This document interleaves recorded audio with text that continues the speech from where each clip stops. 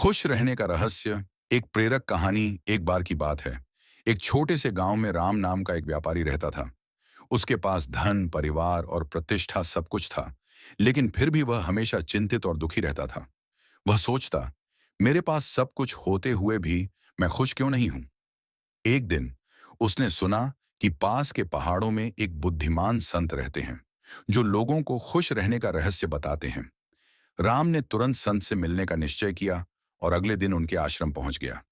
संत ने राम की परेशानी सुनी और मुस्कुराते हुए कहा, मैं तुम्हें खुश रहने का रहस्य बताऊंगा, लेकिन पहले तुम्हें एक काम करना होगा। कैसा काम गुरुदेव? राम ने उत्सुकता से पूछा। ये एक तेल से भरा चम्मच लो और मेरे आश्रम का पूरा चक्कर लगा कर आओ, लेकिन ध्यान रहे, चम्मच से एक भी बूंद तेल गिरनी नहीं चाहिए।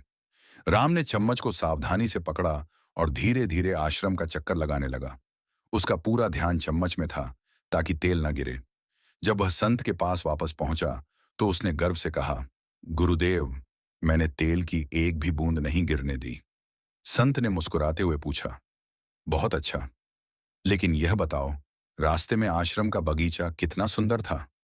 वहां के फूलों की खुशबू कैसी थी? क्या तुमने पक्षियों की चहचहाहट सुनी? राम चौंक गया।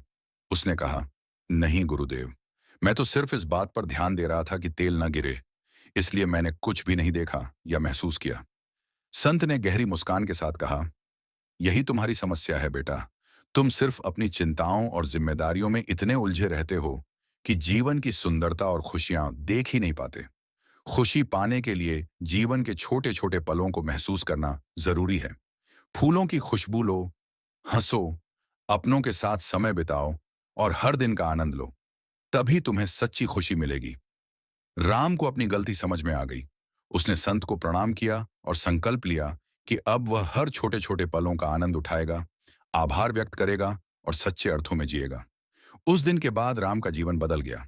अब वह पहले से ज्यादा खुश रहने लगा, क्योंकि उसने खुशी को बाहरी चीजों में ढूंढना बंद कर दिया और उसे अपने भीतर महसूस करना शुरू कर दिया।